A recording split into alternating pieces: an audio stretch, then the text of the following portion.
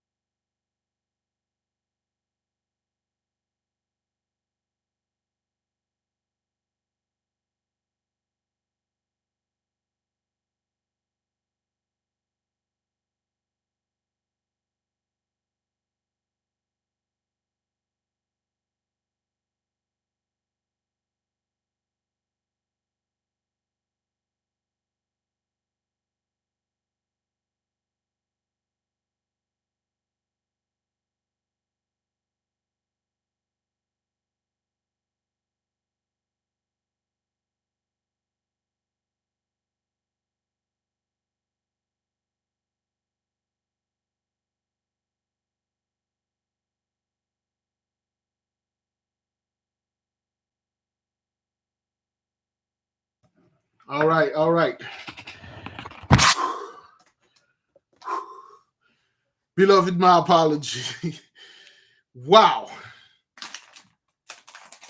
We had an emergency. Something had happened.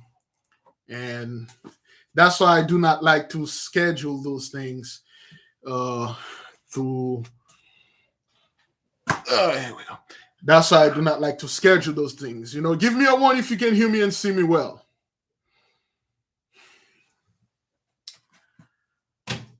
All right.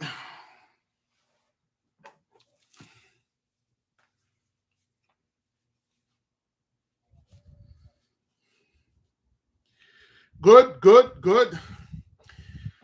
Beloved, thank you for being patient with the servant. I left my phone in there.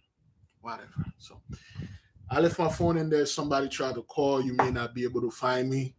And if I have a call, I may have to pick up the phone.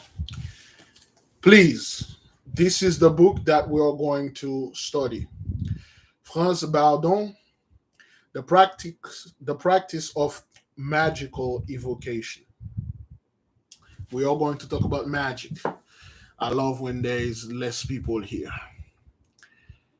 If you're not about this stuff, you may want to leave.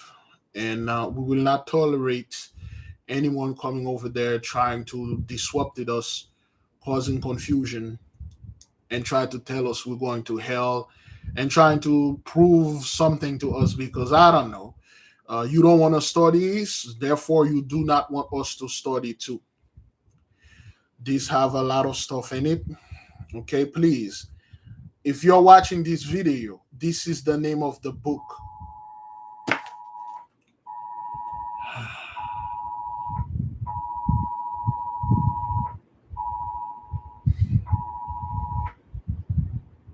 I wonder what's going on now. I gotta check this Ember Alert, man. Just give me a second. Oh, boy. Oh.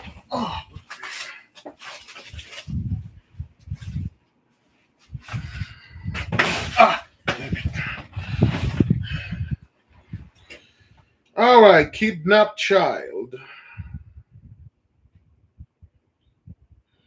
Somebody got kidnapped. A child is kidnapped in Duval. It is always some kidnapped child in Duval County. Let me see.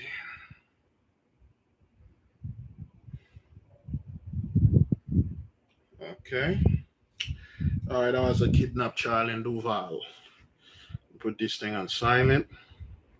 Somebody in Duval watching right now, they just kidnapped a child over there. So, all right, then. If you're in Florida, you most likely receive one. So, now, beloved, this is the name of the book. Again, brethren, if you're watching this video, if you see me reading from this book, it's unnecessary for you to tell me to send you the title or tell you what book it is.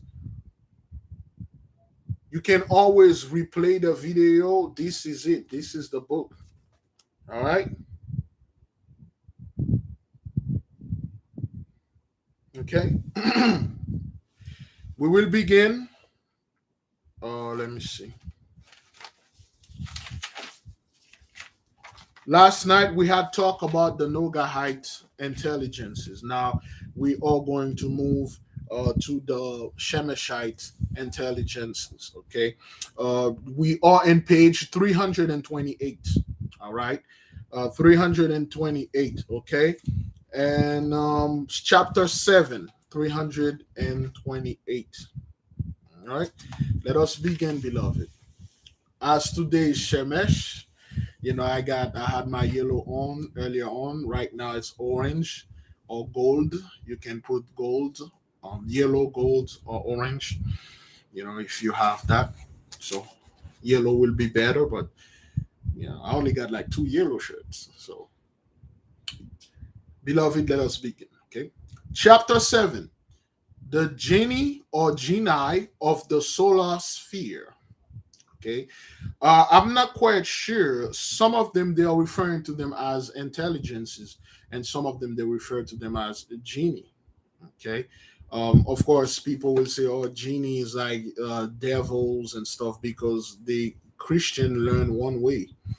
Everything is freaking the devil. Anything that have blue skin is a devil, is a demon. Okay, anything that have white skin, an angel come appear unto you as white skin, and white wings, lights. Oh, that's an angel. As if the demons are stupid, they won't change their bodies. Read the book Adam, the book of Adam and Eve, 1, 2, 3. On the assumption that the student has also become the master over the Noahite sphere, namely that after contacting at least a few of the intelligences, he has not fallen victim to their lures and is in control of the vibration of the Venusian sphere and the previous sphere. Now, they just warn you here. They said if the student have mastered the vibration of the Noahide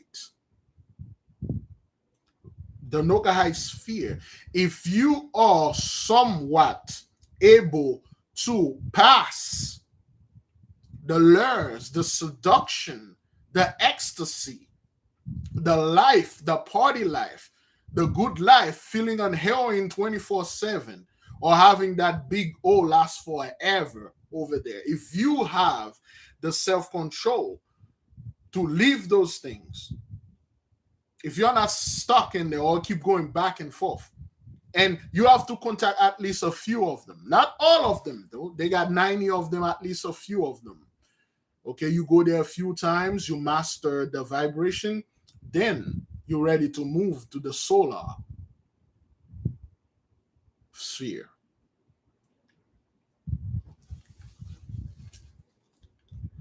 He is now ready to proceed to the sphere of the sun and learn all about it and control it. Now, once you pass this ultimate test,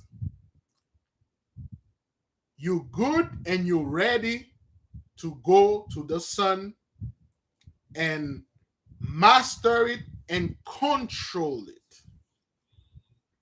See, this is how powerful you are. You are able to control and master all the vibration, all the people, all the beings.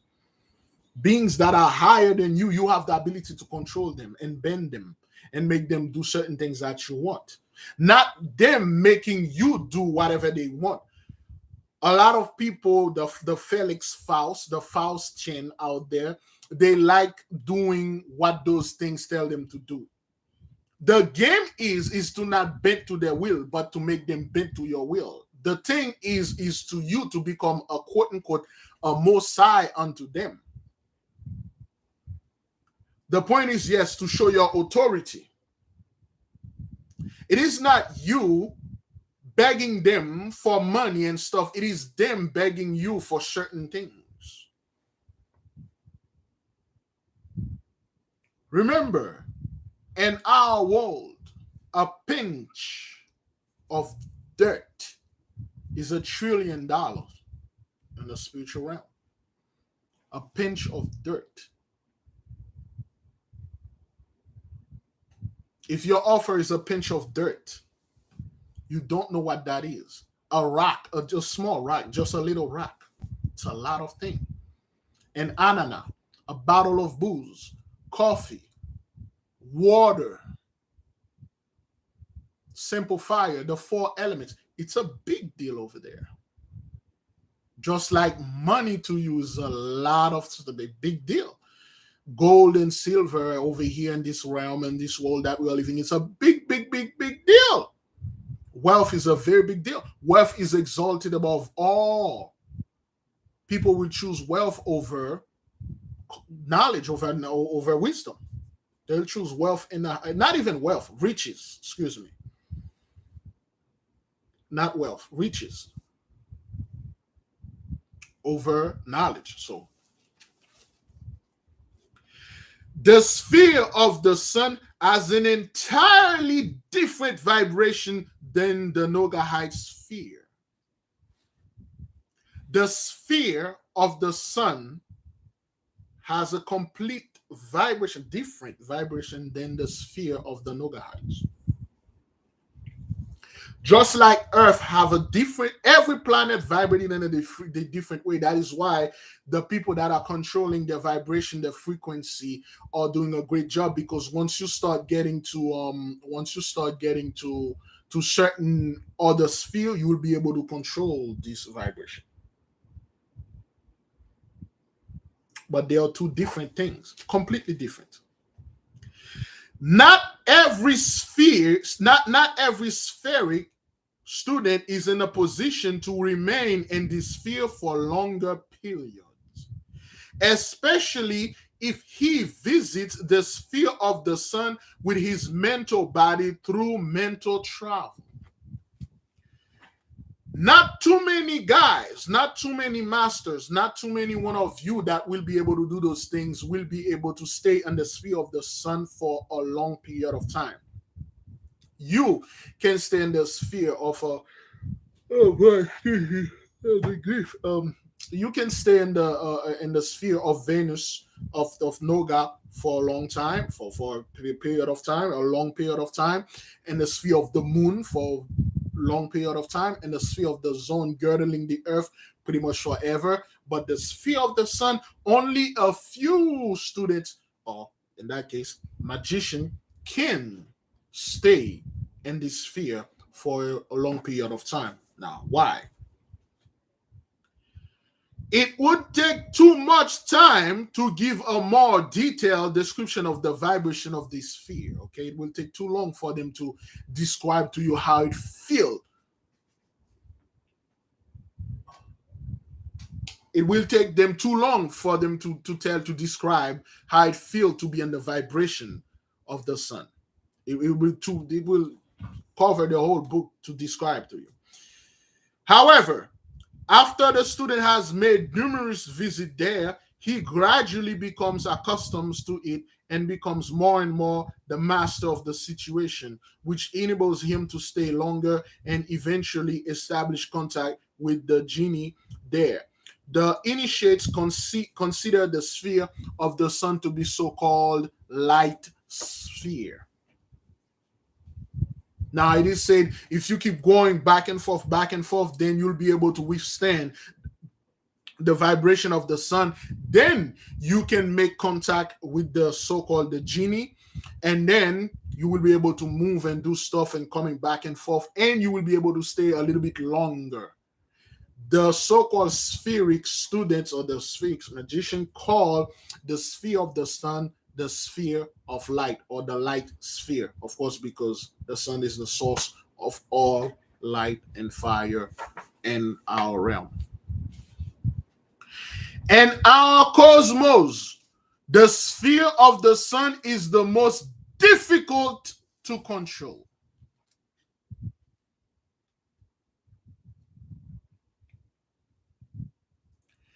And our cosmos and our universe, the sphere of the sun is the most difficult to control. When the spheric student gets to the point that he knows and controls the sphere of the sun well, then the other spheres are no longer a difficult task for him, and he will control them with a great ease. So out of all the sphere, the sphere. Well, when they say sphere, is like the vibration of the planets. Out of all the planets, which makes sense, the sun is the hardest to control. Okay, keyword there, control. Why? Anybody can guess why it is so hard to control the so-called the genie of the sun, the spirit, the vibration of the sun? A little hint: the second pentacle of the sun. There you go. A little hint right there. And this is a brief description they're going to give you here. A brief description of the individual genie of the sphere of the sun should give the student additional points of reference for his practical operations. The first time the student evokes this genie, the seals must be drawn in golden yellow color. If this is your first time evoking those spirits, you must write the seal in yellow golden color. The graduation, i.e., which Latin stands for that is, the division into degrees under each seal at the back of the book have the very same significance as those of the Nogahi sphere.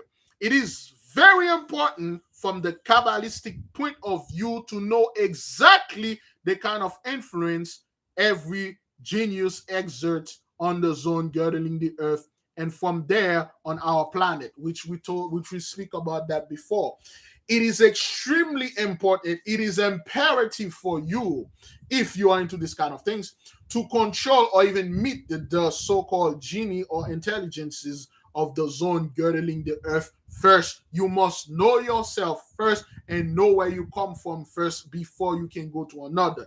That is why there is a massive amount of people that you see in the street walking around losing their mind. You see a lot of them online talking out of their mind because they put their hand on certain things they shouldn't put their hands into.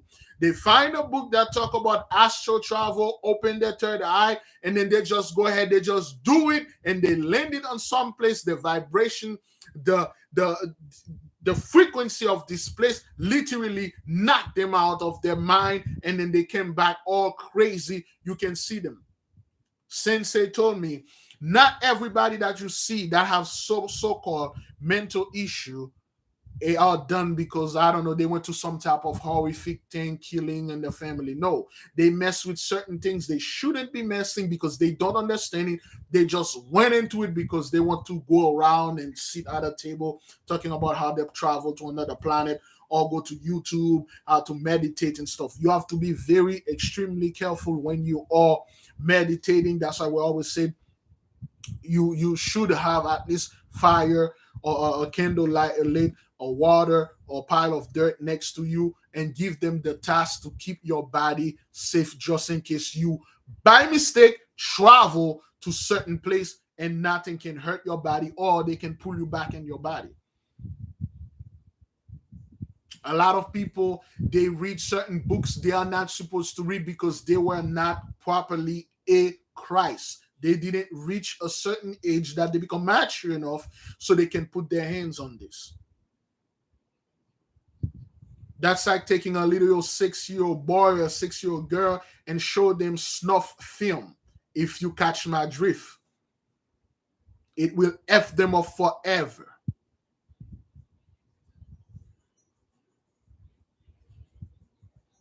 You have to go to a lot of training, a lot of fasting, a lot of restraining yourself from certain things that you used to do on a regular basis, and you know those things are damaging your body. You have to get real self-control, because once you go to Noga, man, the Noga will scan your brain. They will see what you like. You like smoking? There's some smoke, man. The best of the best. You like food? It's the best food.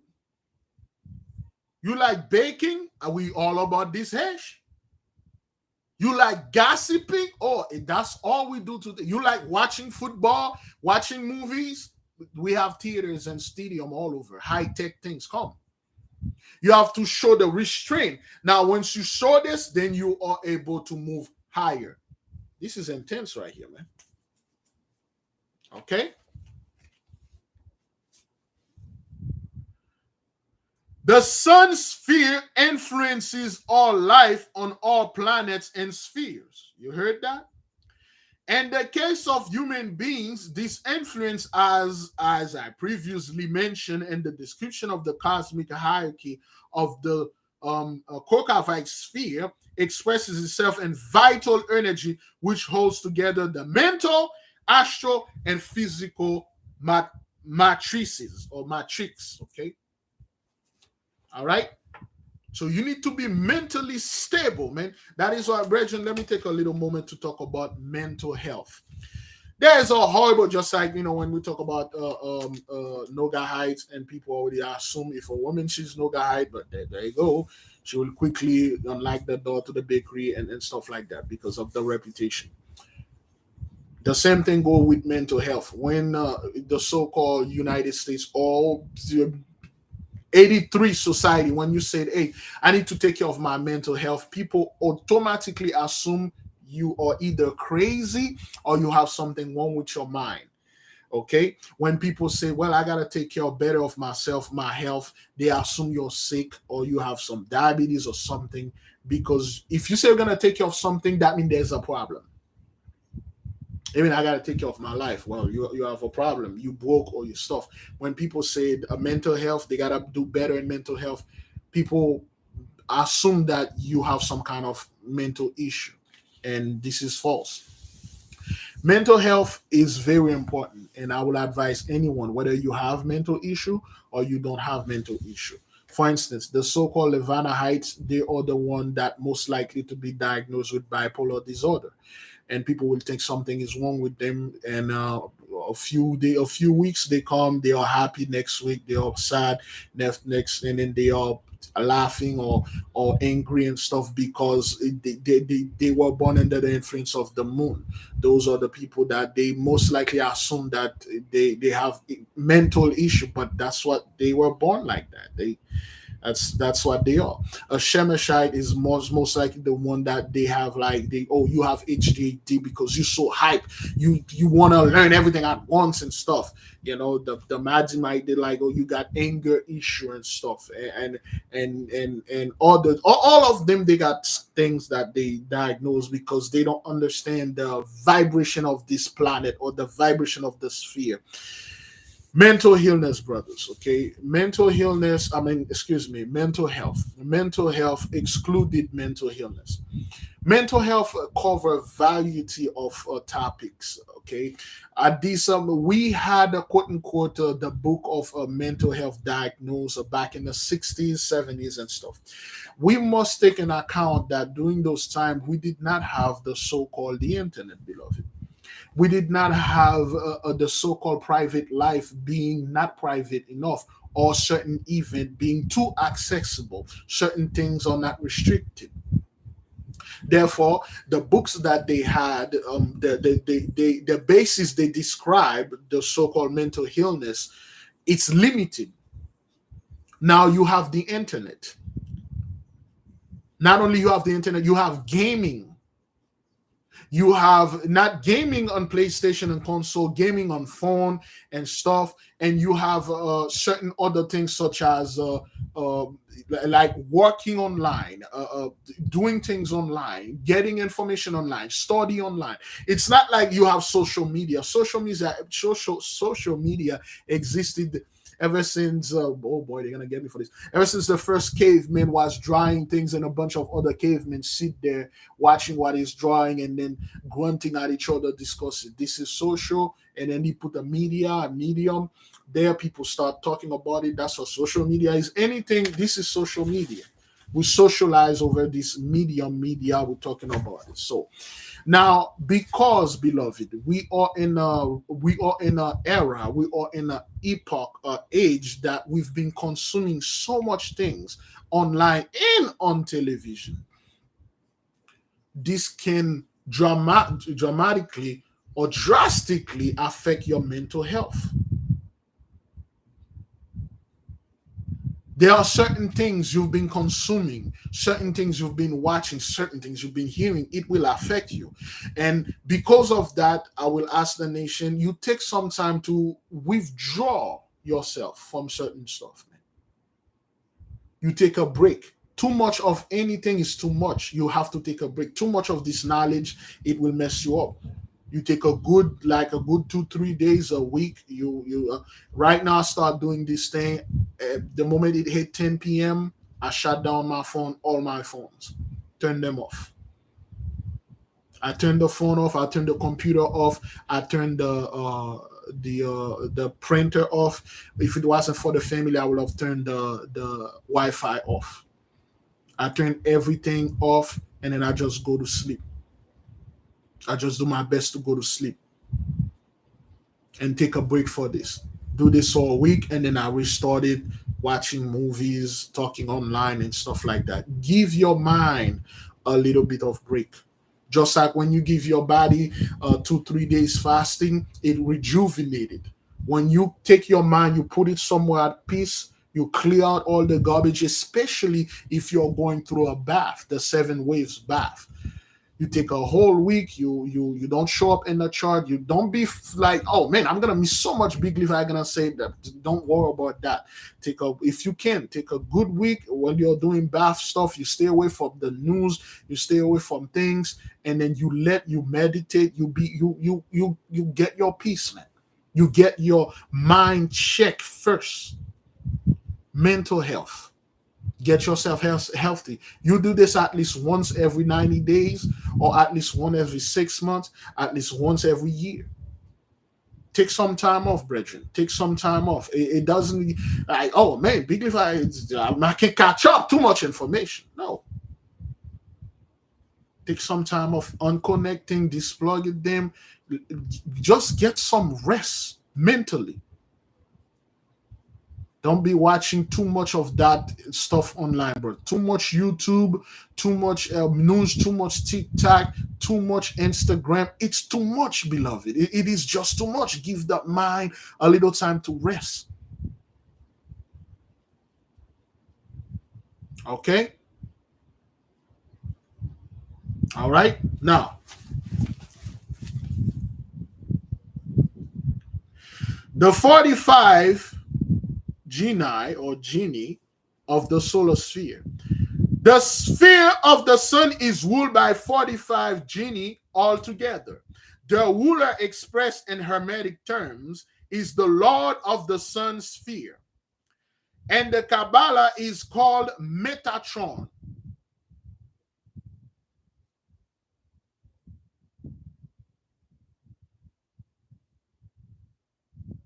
The Lord of the sun sphere, it is called Metatron.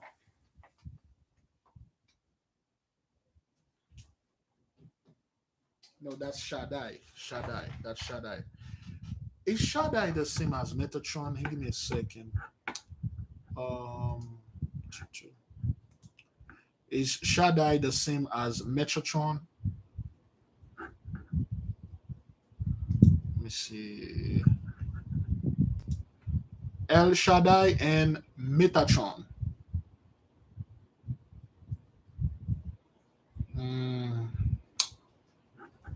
Let me see. Somebody, great. They give me some gaming things here, man. Shaddai and Metatron. Alright, I keep getting. See, El Shaddai Ascension of the Metatron is an action video game, PlayStation 3. That's not what I mean.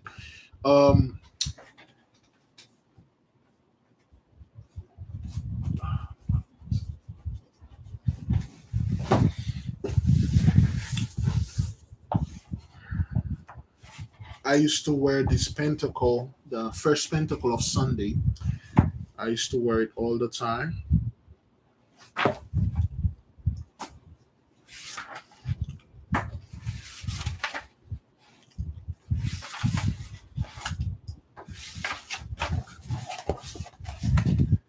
That's the first pentacle. Okay.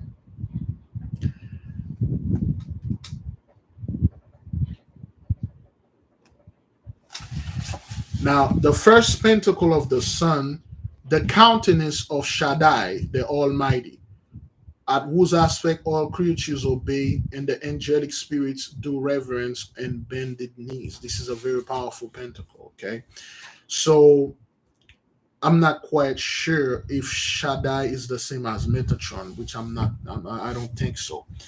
But I remember when I still have this pentacle. When I was wearing this pentacle, I noticed the effect that it was having on people, and I told myself, I'm not ready for this. I'm not ready yet. So I taken it off. I put it there because I was become very immature. I was coming to people and then asking them things, and then they will just give it. And I realized that, whoa, okay, this is too much. I need more training before I wear these things. That is why right now I have my my guardian angel Jeliel and my Moldovite. So that's kind of like get that because this thing is was way because it was consecrated by the master. So you know, all right. So the Lord of the Sun sphere and the Kabbalah is called Metatron. And the original Kabbalistic writing, Metatron is referred to as the mediator between God and human beings. Okay, the Sun. All right. Figure 1, Emasut is the first genius of the sphere of the sun. He monitors and rules over the primary element of fire and the entire cosmic hierarchy on all planets and spheres. They are the same, Metatron and Shaddai. I'm not quite sure. I think I read it somewhere. There's a slight dip. It seems like Enoch ascended to Metatron and ascended unto Shaddai, or Shaddai ascended unto Enoch and stuff like that. It's very confusing, but I'll double check that. Okay. All right. Number 1, Imnasut. Okay. Imnasut is the first genius. Of course, they refer to Enoch as Hermes. Okay, Hermetic Enoch. This is all Enoch knowledge. Okay, this is a part of the book of Enoch. Okay, sorry if I didn't mention that. Okay, all those 3 books, they are the part of the book of Enoch. All right, most of the so-called magical book you're reading out there, they are part of the book of Enoch. Okay, the keys of Enoch. The keys of Enoch is not just that little books. The keys of Enoch is an infinite library, and this is part of it. Anything used, they are saying Hermetic or Egyptian Hermetic. No, they're talking about Enoch. That's what that is.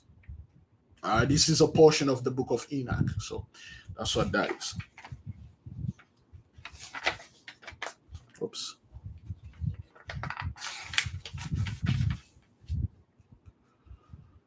Number 2, Lubeck is the second genius of the sphere of the sun.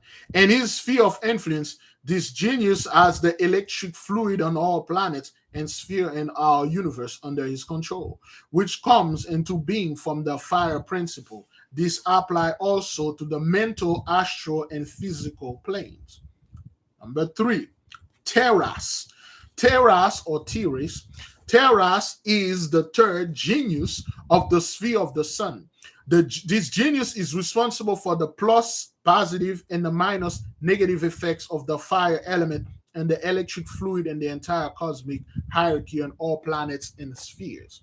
That means those guys, they're not only responsible for the things that are in the and on the sun, but they're responsible for all the planets that orbited our suns. Okay, including the sun. It is said, through our studies and stuff. When I used to study the brother Malachi York and all his book and all his teaching, and that Saturn is actually another sun. Saturn is the black sun, so to speak. Thank you, beloved, to the beloved that sent me the video of the brother, and a lot of things. It's like it's lost in translation what the brother was talking about, to the beloved that sent me the stuff. So Saturn used to be closer to Earth, and when Saturn rise, if you watch the movie The Avatar, the first one, and you see how at night everything glows, that's what Saturn does. Saturn is like a black light. Okay, it's like a black light. When if you're familiar with a black light, let me see if I can show to you an example of what Saturn does, aka the black sun. A brother, bro, I forgot the name of the brother. The sister sent me the video. He was talking about it, and what he said was true. But then again, let me see. Is this one? Oh boy, no.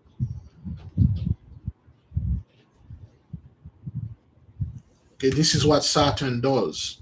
All right. You see how glowing the shirt is? Okay, Saturn, when it pop up at night, it causes everything to illuminate it. Everything is glowing. Anything that Saturn causes the earth to turn fluorescent. The whole sea turn bright blue, shining bright blue. The trees are glowing. Your eyes are turning bright. Your teeth is all white. That's what Saturn is. Saturn does. Okay. See how the shirt, because I turn on the black light, the shirt is all stuff. Anything that have yellow, orange in it. Okay. See how this thing is so orange, luminescent. That's what Saturn does. You are able to see things, the way Saturn does. Okay. Now we come back to the natural, and then that's when the sun pop up. Okay. All right. And Saturn causes you to see other realms, certain other being that pass. You cannot see them with your naked eyes, but when Saturn is there, get close to the Earth. Back then, this is crazy. The sun used to rise and set 3 times instead of once. It used to set 3 times, and all the planet used to be in harmony, very close to each other, and it used to be beautiful. Since certain things happen, and then things have to go a little bit far away and distance themselves from the earth, man, because the earth is becoming this place no one want to f with. So all right. Oh, excuse me. All right. Number 4, the Buds, Dubez. Dubez is the 4th genius of the sphere of the sun. The power of the active principle in human beings, as well as the mineral, plant, and the animal kingdom, is under his jurisdiction. Amser. Amser, number 5, is the 5th genius of the sphere of the sun. This genius takes care of enlevening matter in our physical world through the plus and minus principle, i.e., Latin for that is, through electricity and magnetism, and through the electric and magnetic fluids of all planets and all sphere of our cosmos hierarchy. Now, for those of you who are familiar with the so-called the Amish or certain people, they don't mess with electricity because electricity is the devil, or electricity was invented by Satan. Okay, those people do, and they know for a fact that they cannot use the power of electricity. They cannot harness the power of electricity. For instance, the so-called people out there, if your element is fire, electricity is yours. That's why the so-called Amish, they despise Thomas Edison, because Thomas Edison actually, he took credit from everything. He used our brethren to bring this magic that you're seeing here. That your phone is powered by electricity, magic. Power this TV or whatever that you're doing out there. If it has electricity in it, it's magic. So they despise that they don't use electricity because, electricity mess with this and that and that. Yes. There's positive, there's negative.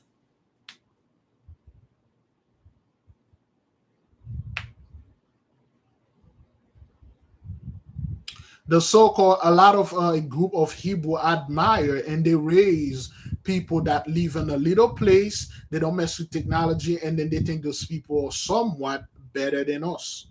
They raise them. Some of our people move to their communities.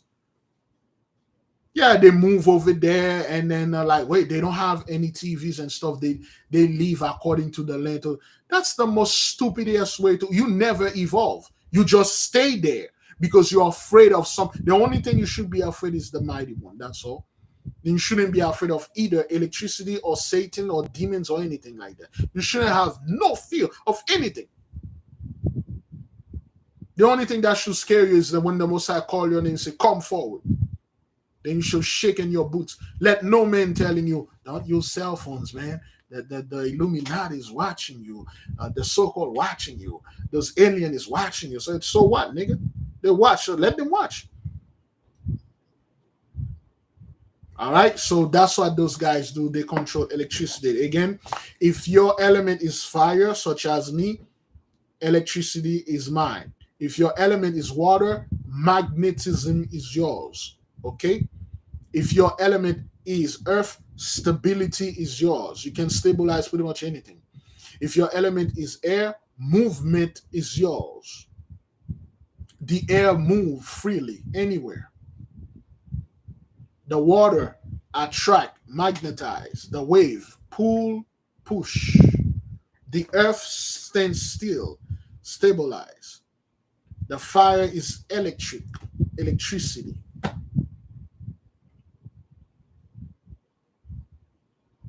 Now you know your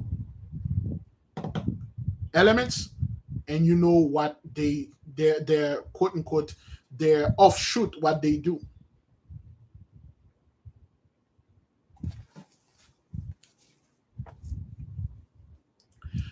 Six, Emedets.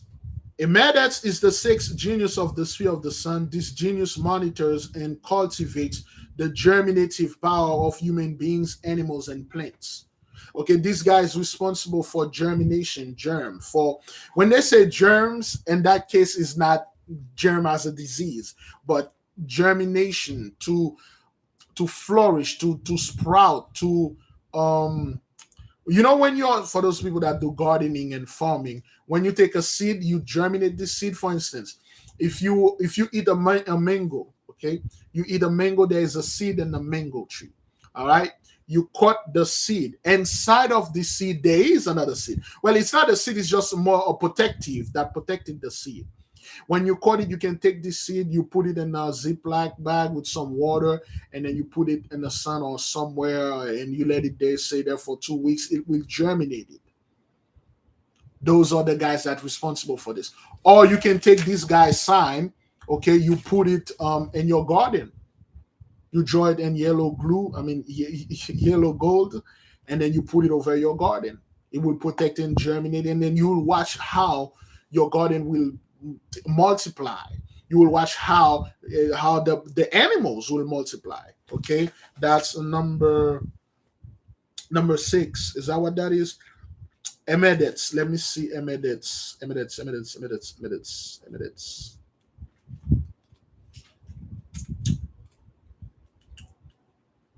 Number 6. Emedets.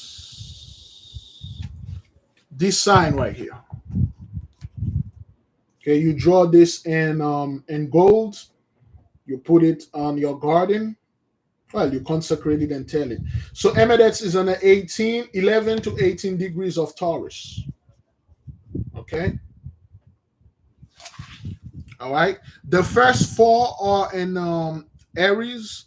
Emedets begin in Taurus, and I think 4 of each are in each zodiac sign. All right.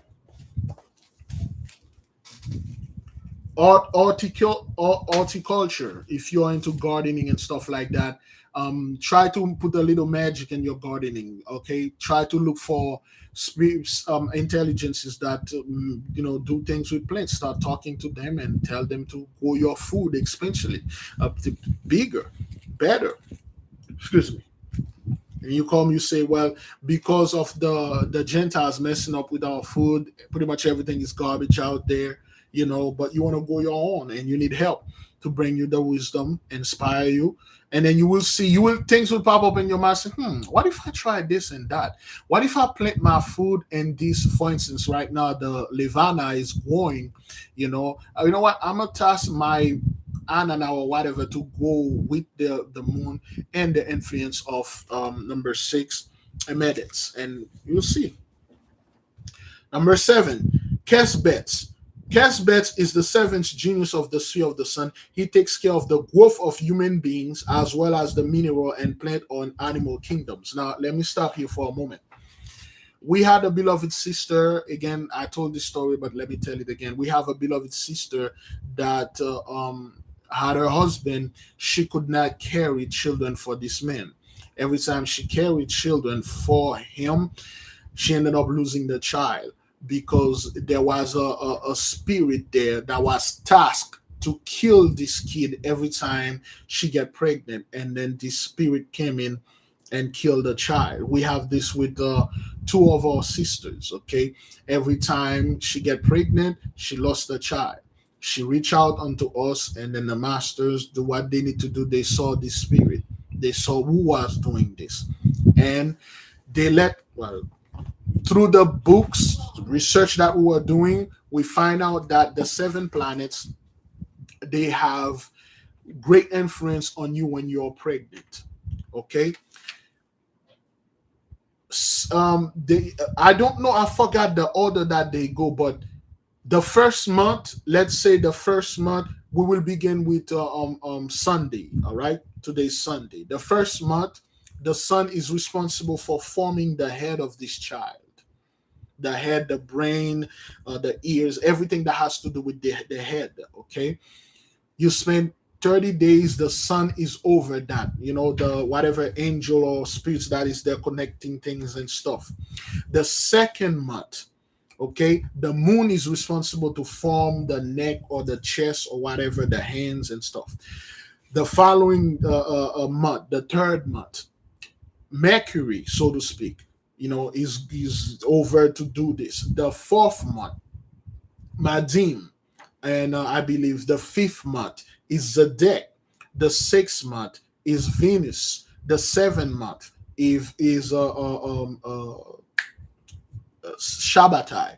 Now, 7 out of the 7 months, this child is fully formed. That's why a lot of kids born after 7 months, but they call those children premature. They say you are born premature, but some of them they're supposed to be born after 7 months. They ready to get out. The little angel that the Most High sent unto us, he was born prematurely. I think he was born like 7 to 8 months. If we show you the picture, like this isn't a premature baby; it's a full-grown baby. Some people were born 7 months, and they say, "Well, he was born premature." No, some of the people, each planet influences. Then after the 7 months, and then it began. The cycle restarted with the sun again coming, put strength on the body, and after that the moon came in and do stuff. It's in the book, but I can't say the book because it is forbidden if you are not 40, and the book is in French, of course. You need to be 40 years old to read this book, and anybody can read it. Okay, but the rules say you need to be 40 years old and you need to be very mature, because the information that's in it, a lot of people will use that to hurt people. What I mean by that, once the sister and I and the masters, we do whatever, we keep that spirit at bay. And the planet, the spirits, the energy, we task them to protect this child, all 7 of them, and a hell of a lot of prayer. The nation praying those things. Listen, they keep the spirit that usually come and kill this child. They keep the spirit at bay. They keep this negative force at bay. It can't come up. And then they literally, there's a word called pimpe. They literally take this spirit, they throw it back to the person that threw it, and it's going to stay there forever. You see, when you hire a hitman to kill somebody for you, and this hitman cannot kill this person because this person is well protected, and you keep forcing this hitman cannot kill this person. Let's say a high officer, a high office person in the government. You keep pushing this hitman to kill him. You say, you gotta kill this guy. I told you to do it. I'm paying you. The hitman tell you, I can't kill him, man. He got too much protection. You should kill it. This hitman gonna kill you, because you're gonna get him in trouble. Because if this hitman go to this person that is highly protected, he know for a fact if he go there, let's say a person that live in that house that is not black, and then you task like a street thug, some street weasel, to go take a guy in there, he tell you, I can do this, he's too protected. If the person was in the street unprotected, I can use a drive-by, but you cannot use a drive-by and that guy that lives in that house, which is not black. So I can do that. And then you keep threatening the guy. You're like, well, if you don't do this, I'm gonna call the police. He will kill you. That's the same thing that happened when we sent that thing back to his sender, and then that person gonna keep sending, gonna keep turning back and say, I can do what you tell me to do. Say, well, if you don't do it, I'm gonna do this, I'm going to do that, and then they will snap your neck. Okay, so the sun, all the 7 planets, they have somewhat influence on your pregnancy. There are certain things, if a woman is pregnant, every month you're supposed to do according to this planet to give all the positive benefit to this child, all the protection. When this child born, he born into a God body. He born like this child will never get sick. He never goes anywhere like somebody put their hands on it. Nothing never happened to it because he is born. All those things, keep eyes on it. All those information are coming back. Okay?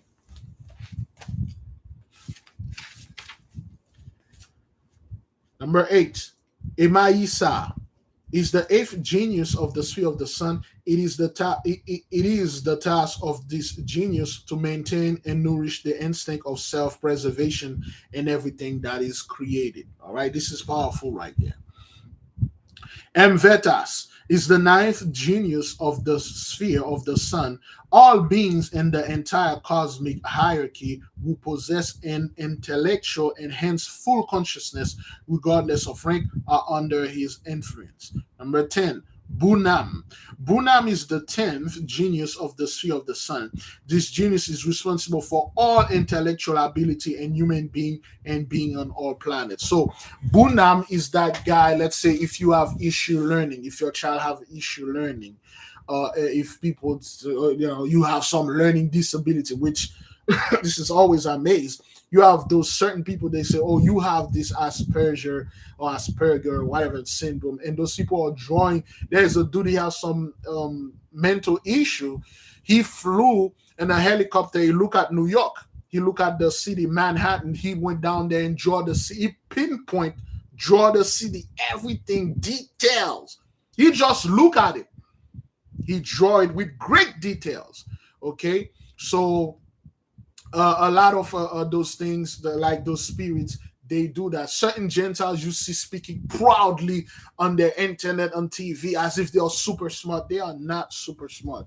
They just into contact with certain beings, certain things, most likely on a lower form, most likely on a negative form. Okay, because they can't go to those higher beings. You see how difficult that is, man. You know what it takes to go to Bunam? But there is a negative part of Bunam. You can go there. You don't need all that training. You just come there and say, well, let's say his name is not Bunam, but Manub, backward for Bunam. You go to Manub, yeah, Manub, man, listen, man, give me this, and after 20 years, I'm yours. Because that's usually what people do when they are making a pact. And Manub say, hey, no problem, man. Hey, here's a little technology, he's the little thing and stuff. You go out there talking proudly as you know something. You don't. Those are higher beings. If the Gentiles could have used them, they wouldn't be in the situation that they are right now. If they could have, they probably maybe used whoever wrote this book. It's two things. When you read the Clavicula Salomonis, you find out there was a Babylonian dude that humbled himself before the Mighty One because he wanted to learn, and the Most High give him access to the stuff. He learned as much as he can. Either this guy was one of us or he won one of those other nation that one. Most likely 100%. I'm pretty much sure that he was a Shemite. He may not be an Israelite, but he was a Shemite. Or he probably was one of those Midianites. The Midianites are very good when it comes to things like that. There's a lot of Midianite in Haiti, a lot of them. A hell of a lot of Midianite there, you know. I identify them, you know, with my own stuff. It's not like to book. Okay? All right? The Most High will grant you access, yes, with humility. And you know, there's one thing the 83 do not have is humility. They don't have that. Number 11, Seret. Seret is the 11th genius of the sphere of the sun. This genius is a high arc genius of the sphere. Under his jurisdiction is the air principle as the mediator between the active and passive, of course, the positive and the negative, the minus, the minus and the plus. And as such, the equilibrating principle in all phases, in all being, in all things that created and in our cosmic hierarchy. And furthermore, the cosmic equilibrium between the plus and the minus power. This is powerful there, man. 11, number 11, Seret. Okay, this guy, he's over the principle of the air. All right. For the people that air is your element, Seret, you know, if you can contact this guy, contact it. All right. Number 12, we behold. We behold is the 12th arc genius of the sphere of the sun. It is the task of this genius to monitor and guide the wisdom and knowledge of human beings and beings on all planet and sphere. This is the guy we need to see. We behold. All knowledge and wisdom. That is why it's so difficult to get to those guys. You're going to have to work for it. Number 13, Lubuyil is the 13th arc genius of the sphere of the sun. Under the jurisdiction of this arc genius are the task of guiding and directing the principle and the element of water and all phases of cause and effect in all regions, all planets and sphere of the cosmic hierarchy. You see now, you see some of them are over fire, some of them are over air, some of them are over the earth, some of them are over water. The elements are incredibly important, and I'm assuming everybody that are watching here know how to activate them. You must subdue the earth by subduing yourself first, by befriending and loving yourself first, and then you will do your little low level magic, planting seed, growing a country, growing some peas or beans. When I was a little boy, when we were little kids, my grandmother and the elders in our place used to make us make our own little gardens. The first thing that I ever learned to grow was beans. It was so easy. And when the principle that they gave us is take one beans, put it in the ground, water it. And when my beans start germinating, I keep giving more water. I was so happy. Every 5 minutes, water. I want my beans to go really tall. And I killed it. I didn't know what I was doing. I killed the bean tree, the bean stalk, so to speak. And when I asked my my grandmother and the elder that was there, and I said, but my bean go too tall, he died. They say, you give it too much water. They said, too much water, too much of anything, it's too bad. They say water once a day. In the morning, every morning before the sunrise, I water my beans. And the bean grow up really big and make other beans. They made us grow things that go really fast. It was beans and corn and what else that I learned to grow. I really like to plant beans because it was so easy. What else? Mangoes. Oh, mint. I love mangoes. Mangoes. There's a mango that I love. They call it the carrot mango. And there was an old man that used to show us how to properly plant things up under the moon. I was very young. I was like 4 or 5, now 6 or 7 years old. I was very, very young. So it was a great thing, man. And I remember somebody said the biggest crime a man can commit is don't know how to grow his own food. I believe Marcus Mosiah Garvey said this. That's one of the biggest crime you can commit if you don't know how to grow your own food. You don't know how to make food. Fortunately for me, I was raised with those folks that were like, back when I was a kid, growing up in the midst of elders, and I grew up with this mindset. I despise being in the midst of other kids. They are very immature, and when I'm other people, like I'm assuming those people because they're older than me, they'll be mature. They are freaking immature, and I despise this. I despise when I'm going around people same age as me. They cannot teach me anything. If you are in a room, you are the smartest guy or the smartest woman in that room, then you're in the wrong room. If you are in a place or you follow anyone online or offline, you're smarter than, and you know you're smarter than certain people. I'm sorry. No pride, man. You know you're smarter than certain people. Then you are following the wrong person.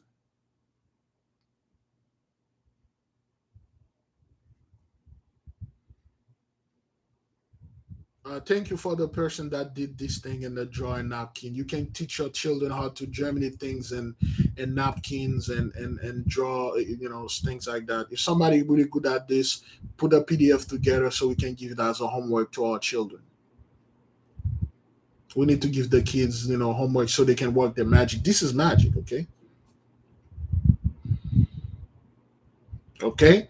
And back then, of course, where I'm come from, there's no such things that if children or if there's an old man there teaching a bunch of young boys, he's a pedophile. Or like if there's a young girl there, or something sexual is going on. Like, this man gonna prey on her and stuff. It's just when I was amazed when I came to this culture, I'm like, what? How is that? What is this? This is weird. When you're around a bunch of elders, they behave like grown-up mature people, and you learn a lot, man. You learn a lot, and then you learn certain things that you're like, wow. And then when you get to college, and then that's when they're talking about those things, you're like, oh man, I'm in the wrong place here. Anytime you are around anybody that you are somewhat more enlightened than this person, you're in the one place. That's why the masters, they really don't like me to be around them, because I always want to be there and listen to them and learn and share it with people. If you're in a place, brothers, all you're hearing from these people is like the soccer game of 2023, soccer game, the football game that just happened, R. Kelly being sentenced, and you learn nothing. You learn nothing. Every time you go around those people, like, what the hell is this dude is talking about? But when you're around people, they are bringing things that, wow, I didn't know this. I want to learn this. It's good. You're learning. Then you're going to become enlightened. Then, the people that are watching, you say, he, she, they are good candidates. Call them. And then they put you on that quote unquote whatever chariot spaceship. They go to another place and teach you more, because you have reached the capacity of Earth. You pretty much learn everything that is on Earth to learn to a degree. Now they said, you're ready to learn things that are on another planet. Come, we'll show you. Some of our brothers have reached this type of level, and we are on our way to become the next one. At least that's what I'm thinking. Okay. Lubiel, all right. I think I already read this. Gelaire is the 14th archgenius of the sphere of the sun. As such, he has the task of monitoring the magnetic fluid in its purest and subtlest form of effectiveness in all phases of development on all planets and sphere, including all three planes, namely the mental, astral, and physical. 15. We beat this is the 15th archgenius of the sphere of the sun. He controls the principle of feelings and all beings and humans and all planets and sphere and all cosmic hierarchy. Okay, we beat this. He controls feelings. I'm feeling depressed. I'm feeling happy. I'm feeling angry. I'm feeling sad. I'm feeling lonely. I'm feeling this. If you could probably get in contact with this, you can ask them, okay, well, if people are feeling certain way, people feeling they want to take their life, people feeling they're not worth anything, the people feeling they don't matter. How do I approach this? Not in a garbage way the Gentiles do things, but how could I approach that and help this person? How could I give this person somewhat the feeling and the vibration of the Nogaite sphere, which is going, you might as well kill this person because that person is going to die. So how can I do this? That's your boy right there. Okay. All right. Oh,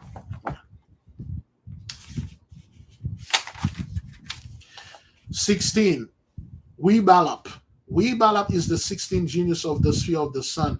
Under the jurisdictions of this genius is the effectiveness of the light principle of all level of existence and everything that is created on all planets and sphere of the entire cosmic hierarchy. Number 17. Zitzet. Zitzet is the 17th archgenius of the sphere of the sun.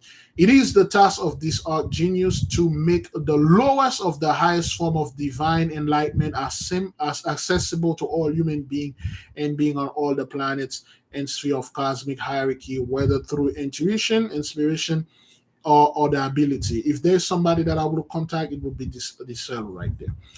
18. Dabet. Dabet is the 18th archgenius of the sphere of the sun.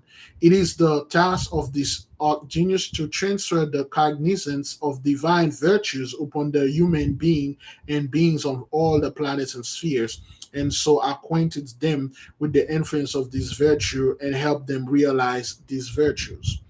Number 19, Banamol. Banamol is the 19th archgenius of the sphere of the sun. Under his jurisdiction, it is the materialization of the divine primary light and the ambit of creation on all planes and sphere of our cosmic hierarchy of the lowest level where the vital energy is expressed. Some of those things are beyond or above my comprehension. Some of those things are like, wow.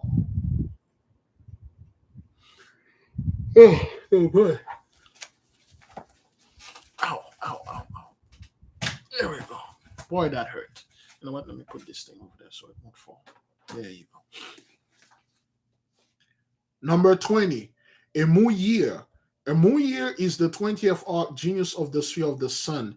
This archgenius controls the primary principle of health, i.e., which is Latin for id es, which means that is, the consummate harmony regarding the laws of analogy and magical equilibrium of human beings and the beings of all planets and spheres. Number 21, Dukeb. Dukeb is the 21st archgenius of the sphere of the sun. Under the jurisdiction of his archgenius are the laws of meeting by attracting each other and broad set sense of everything that exists in the universe, triggering by the plus and minus principle. Okay, through the plus and minus principle in the created universe, i.e., again, Latin word for its s, I believe, which means that is, and the entire cosmic hierarchy as well as monitoring the lawfulness.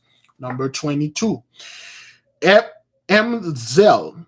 Mzel is the 22nd archgenius of the sphere of the sun. Under his jurisdiction is the laws of dynamics or expansion on all planets of existence, i.e., again, that is, on all planets and sphere on our cosmic hierarchy. Number 23, Tazar. Tazar is the 23rd archgenius of the sphere of the sun. Under the control of this archgenius is the reproductive drive of everything that is created upon all planet and sphere or all universe. 24. Fusradu. Fusradu is the 24th archgenius of the sphere of the sun, the laws of attraction and repulsion, i.e., that is, the laws of sympathy and empathy, and all planets and all sphere and all cosmic hierarchy are under control of this archgenius. Number 25. Firul. Firul is the archgenius of the sphere of the sun, the law of solidity, of cohesion on all planet and sphere, and monitor and controlled by this archgenius. Then again, some of those things, they are above my head. I'm like, what the hell that even mean? Solidity. Does he make things solid? Does he bring... Oh, I got a white head here. Oh, man. Oh, boy. Does he make things solid? What when they talk about solidity, what is that? What they mean by that? I don't know. I don't. Okay, well, solidity. Okay, well, let's say you call this thing. Okay, I want to make this water solid. It's like, you stupid ass mofo. Put it in the freezer and freeze it, make it into glass. Make it into ice.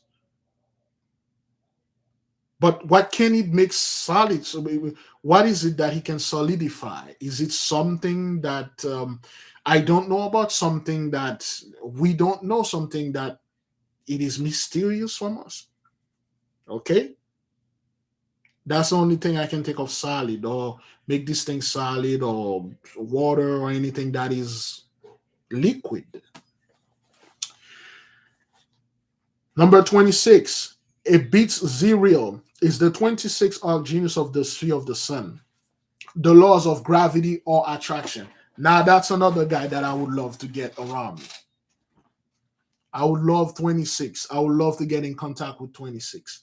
The laws of gravity and attraction.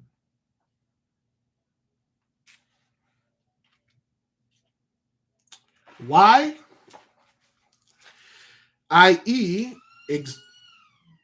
I.e. is Latin for that is, the law of weight and the force of gravity on all planet and sphere is under control of his odd genius. Okay, number 26. If you have the law of gravity, of course, the best law to control is the laws of vibration. Remember, they say he who can control vibration have the scepter of power in his hand. That's why you have to keep your vibration high and then switch your vibration and stuff like that. Gravity, if you have the laws of gravity, you're pretty much a god.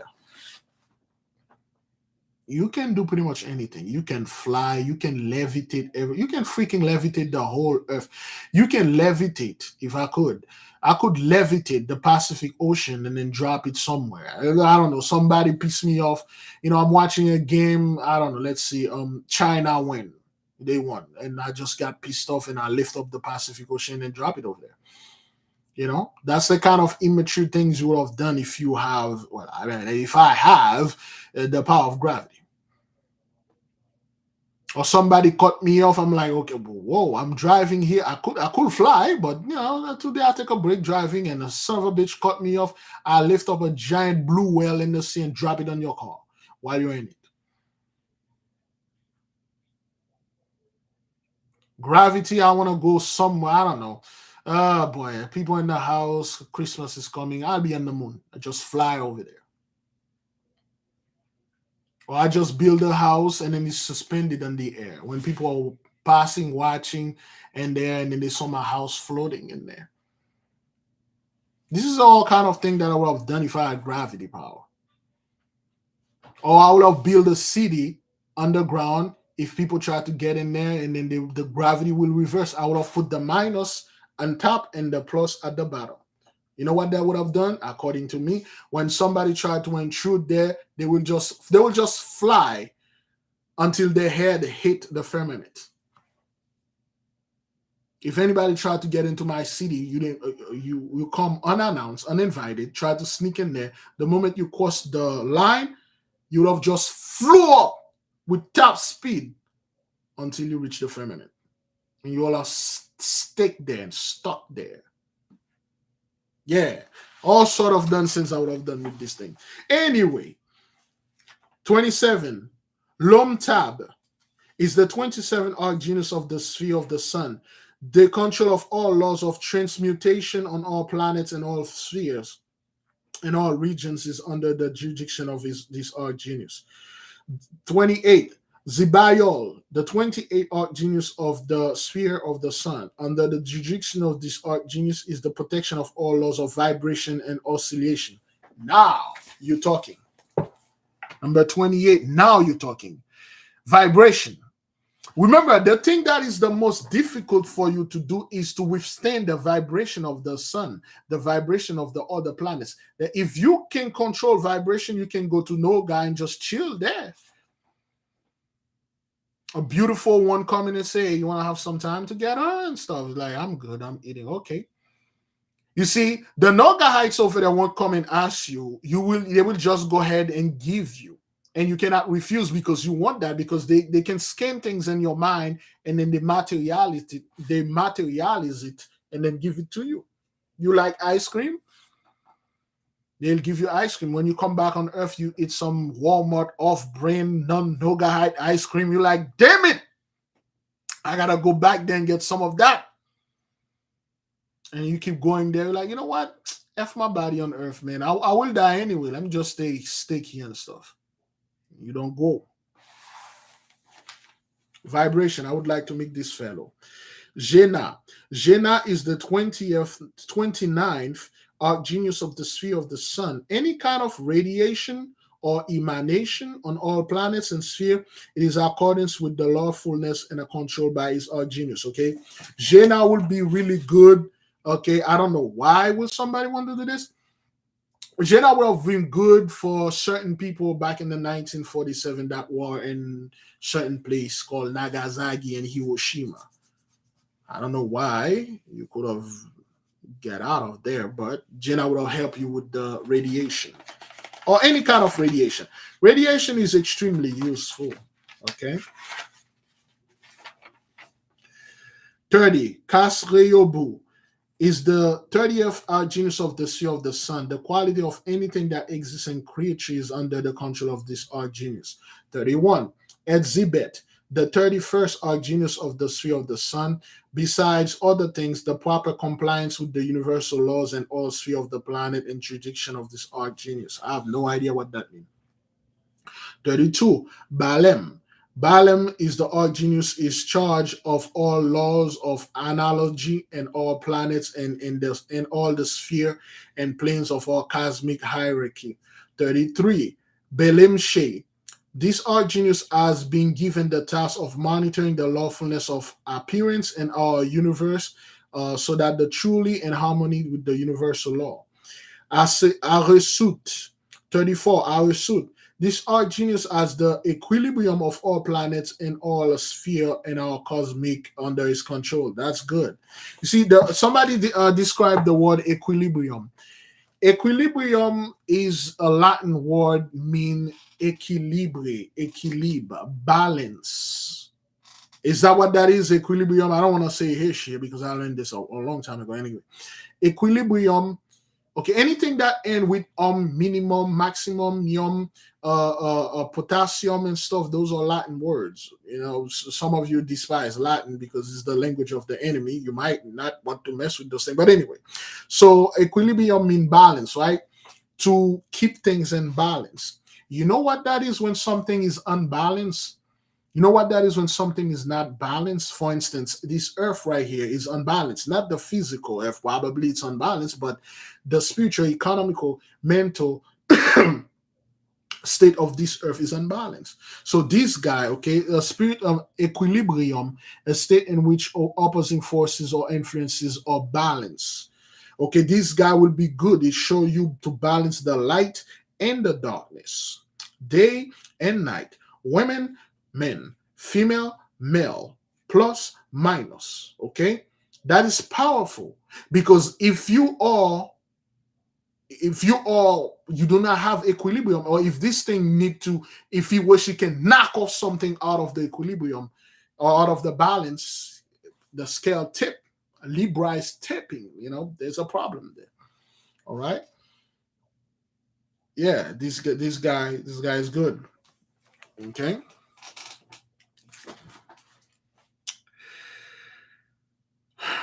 Tinas is the 35th archgenius of the sphere of the sun.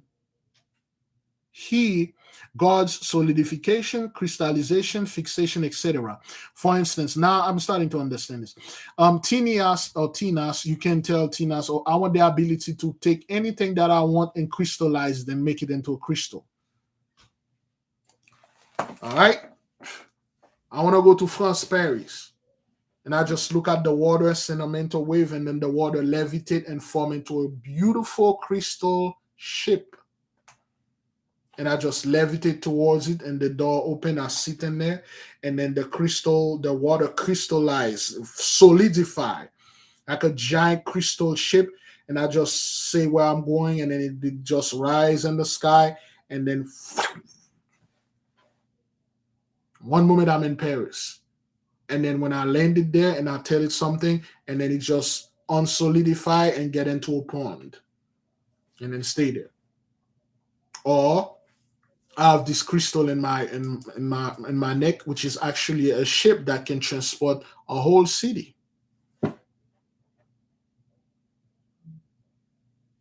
is the kind of haste you can do with those things, man. You have the ability to wear a ring that have a ship in it that can transport millions of people or a few of your friends. Those things are possible. If you can imagine it, there's something they can, but they won't leave this, to immature people. Give me that power, I'll make a hell of a lot of money with. I will literally bankrupt the so-called airlines industry. I will bankrupt them. Not only I will make a bunch of planes or ship that travel very fast and that can take a boatload of people. The so-called cruise airline, I'll bankrupt all of them. I'll make my cruise over there on the moon, on the third moon of Saturn or the fifth moon of Jupiter and stuff like that. A hell of a lot of money in charging people to go to put them over there. I will have like people that when they have the honeymoon and cruise ship, this cruise ship is in the bottom of the sea. You can see all giant animals fluorescently, luminously swimming over the head of the ship. You can see everything. And then once the honeymoon or whatever, cruise ship vacation, I will bankrupt pretty much everything if I had this power. That is why those things don't like to give these things to anybody, because you're not mature. Well, at least I'm not mature enough. Okay. Ghani, 36 Ghani. This archgenius has control over the evolution of human beings and animals on all planets and all spheres and planes under his jurisdiction. 37 M-Tube. M-Tube is the 37th archgenius of the sphere of the sun. The karma and destiny, the karma and destiny of anything that is alive has been created. From the smallest to the largest is under the control of this archgenius. 38, Arab. Arab or Irab, this archgenius is the initiator and also monitors time and space and all planet in our universe. Damn. You know what that is, brothers? To be the initiator of time and space. If I have this power, I can go anywhere, I can go anytime, and I will never die. I can travel in the past, I can travel in the future, I can travel to any planet, any place that I want to go, I can travel there. Except if they don't have restriction, which is all of them do. I don't know. I don't like this place, man. Let me go see Brother Yahoo, try and drink some wine with him. I'm right there. I'm at that wedding, dancing, drinking wine and stuff and things like that. When I see the woman coming, and then I'm like, you know what? Let me go back home. I mean, I'm home. You know what? I go ahead to Noga. For some odd reason, a lot of people like Noga. People don't want to go to Zedek. No, I'm going to go to Noga. Just let me have some fun there. Let me go to another place. I can travel and do whatever the hell I want and stuff, as long as there's no restriction. All right? This is good, man. This is beautiful. 39. Okay, all right. They put something over there, nota bene. Somebody described somebody defined the word nota bene, okay? I believe this is Latin again. Nota bene, okay? Page 335, nota, N-O-T-A, bene, B-E-B-E-N-E. Nota bene. What does that mean? It's a Latin phrase. Well, it's a Latin connotation. To be noted. Is that what that is? I believe when I was, sorry, what I mean. Nota bene. This is a side note they put there, okay? Nota bene. The spheric student knows that time and space only exist where there are forms and created things, whether they are so-called dead or living creatures. Whereas all spheres, beginning with the zone girdling the earth to the highest sphere of our cosmic hierarchy, is contrast to their planet, are timeless and spaceless. Boom. Boom. Literally, this if you have this power, it would be useless if you go to no, nota bene is not the 39 spirit though. Nota bene is something, a note they put there to be noted, okay?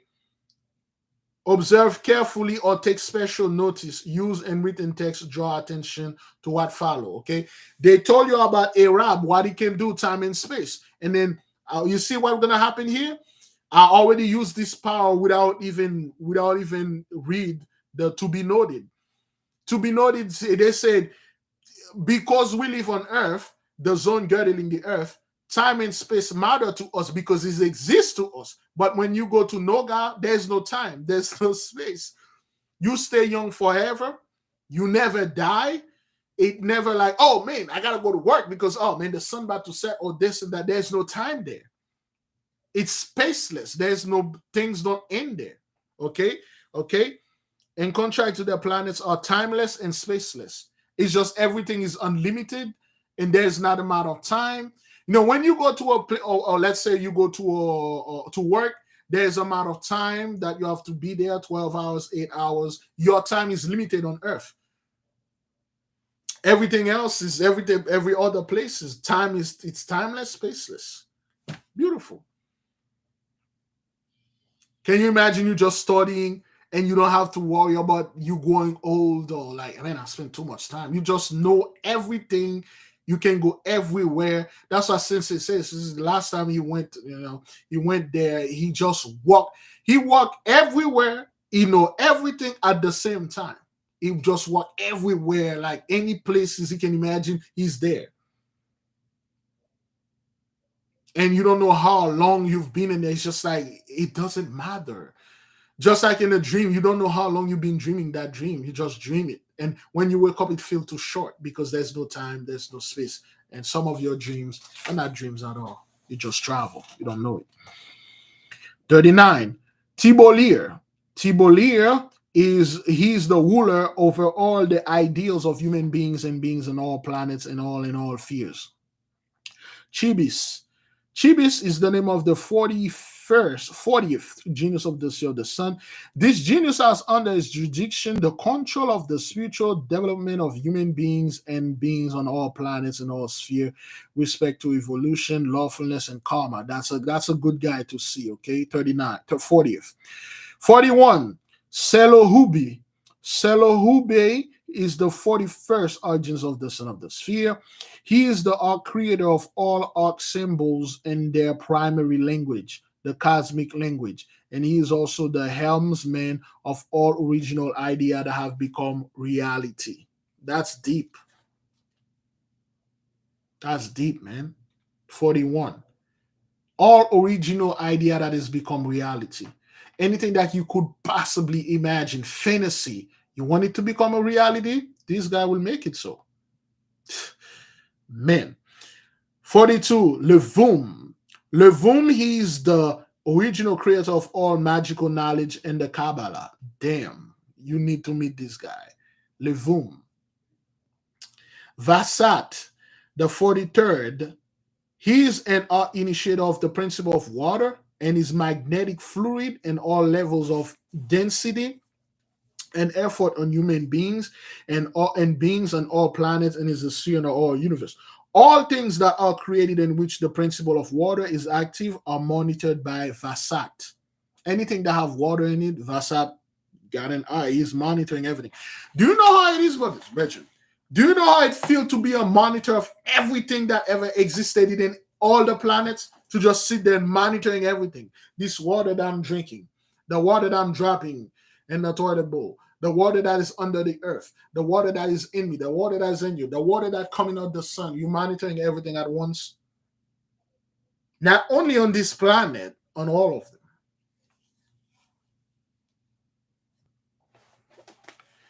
What a job. 44. As Habsab is the 44th. Under his control, all beings that live in the water on our earth as well on those that live on the water of all other planets. The last one, 45. Dibitzet. Wait a minute. Do we take another Dibitzet? I believe we had we got Edzibet. We got Edzibet. Okay, this is Dibitzet. Dibitzet is the 41st, the 45th, the last one. Under his protection are all different kinds of evocation methods. Furthermore, all burning and combustion process and all fermentation.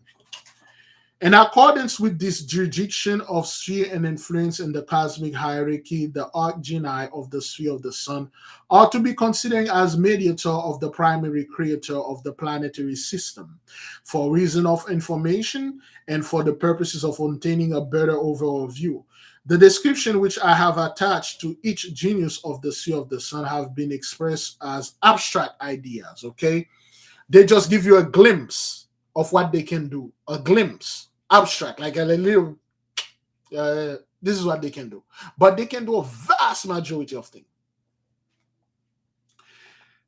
However, there are, in regards to the effects of these abstract ideas, many parallels which the student can arrange by himself intuitively, or regarding which he will receive the appropriate explanation from the genii of the sun when they establishes contact with them. In any case, the student will gain so much knowledge that words cannot suffice to explain it. That's what he says here. He says, the information that they give you is just like a snap. If you, a snapshot, a little, that's like testing a little. If you literally digest, you go to them, which they will happily give you, especially the Nogahites. They're happy to give you anything because they don't need it. So they will give you knowledge you could never possibly imagine that you can have. Like remember, they are waiting for a group of people that are mature enough. The reason why they don't give the Gentiles this type of so-called information, knowledge, and wisdom, because the Gentiles do not have the ability or capability to use it properly. They cannot use it in righteousness. Are we the one, brethren? If we are, we must prove it. This is not all talk. That's why we're gonna have to be very private. It's gonna have to be very private because we're about to enter certain history, man. It's gonna be beautiful. But anyway, as soon as the student has become master over the sphere of the sun, there are no longer any problems that he cannot solve. As soon as the student has become the master of the sphere of the sun, there is no longer any problem he cannot solve. Furthermore, there are no longer any gaps in his knowledge. You have no gaps in your knowledge. Woo! Man, I wish that thing was so easy. You have no gap in your knowledge.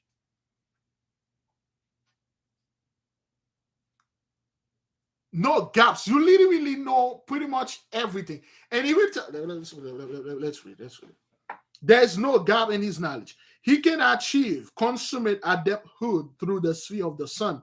A student who is somewhat conversant with the Kabbalah now fully realize why, in most Kabbalistic initiations, the statement that a connection with the divinity occurs in Tifareth is made. According to the Kabbalistic tree of life, Tifareth is the sphere of the sun.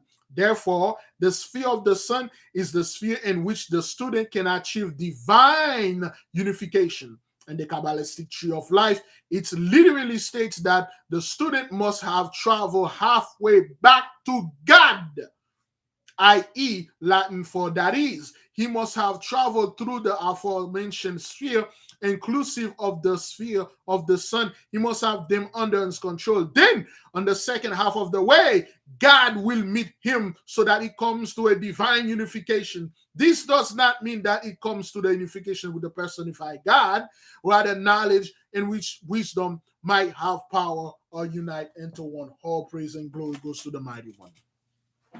What they say here, they say if you can reach the vibration and control the sun, the genii of the sun, you halfway meeting the Most High God Almighty. You halfway there. And the mighty one will come and meet you and say, you did a good job. You are one of the few. You did a good job. Here's a piece of bread, some wine, let's party. If you can control the spirit, you can literally make them do whatever you want. You halfway through there. You halfway through meet the Most High. Great glory, man. Again, it's not a personified God that you halfway there. You got the hard work done. The others just chill through. Then you become this being, this super being. Then you can go on other universe and do certain things. You are part of the Most High now, which you're already part of now. You're just discovering it. Beautiful, man. Okay, we're done with the 45 genie of the sun. Maybe tomorrow. Okay, for the Madimites, they only give you the name. They don't tell you what they do. Okay, the Madimite, they just give you the name. We could have done the Madimite right now. They just give you the name because they really you don't F with Nadim, man. You don't F with Nadim. Okay. All right, we will stop here. Tomorrow we will do the Zedekites, the 12 one for the Zedek and Madim together. We'll do Zedek and Madim together. We'll do Zedek and Madim together. Give the Most High great praise, great glory, brethren. You see why that is when you are Shemeshite, this is the kind of protection you have to take against yourself. You don't want to get too proud because you are born in the influence, under the influence of those spirits, of those genii. You are born halfway there. That is why they told you those things are very proud. You know how pride that is, that you know you're closer to the mighty one. You know how very proud that yeah. If you don't have any humbleness in you, you won't get that far. Now you see the possibility. You see why those people are keeping those books away from you. Because you can pretty much do anything. If one of us has the slight power of this thing, our people wouldn't be in this situation.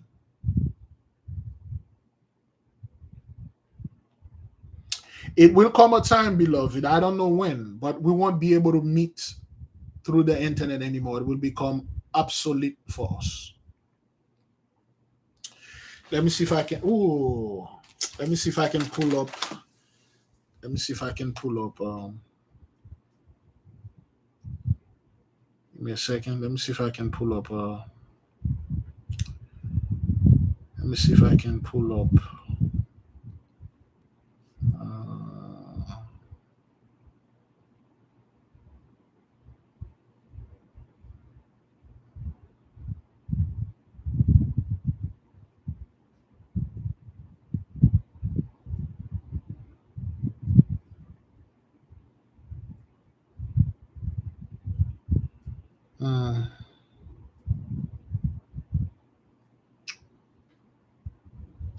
He was on. Okay.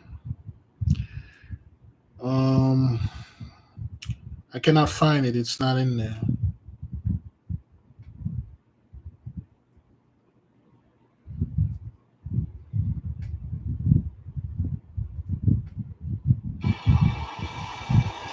Okay, this is how it is, man. When you meet those spirits, let me see if I can. This is one of the. This is one of the thing when you meet those things, those beings. A great light has gone out in the universe. Abensur is dead. 4 of my lantern brothers killed. The inhabitants of 2 worlds annihilated by an unknown enemy. An enemy that possesses the yellow power of fear.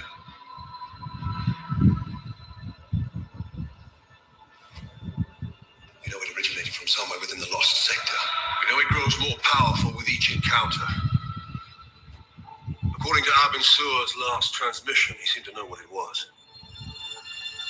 His only words were, "It's parallax." Okay, parallax. The yellow energy, the sun. We are aware of the threat. We are assessing the situation. While you assess, innocent lives will be lost. Let me take the fight to this new enemy. There is much of which you are not aware, Sinestro. If the danger is as great as we suspect, what are you saying? You believe this enemy can defeat us?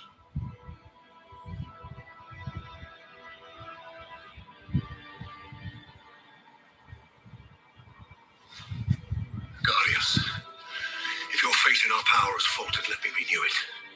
Let me take a squadron of my strongest lanterns against this enemy, and I'll prove to you our best days are not behind us.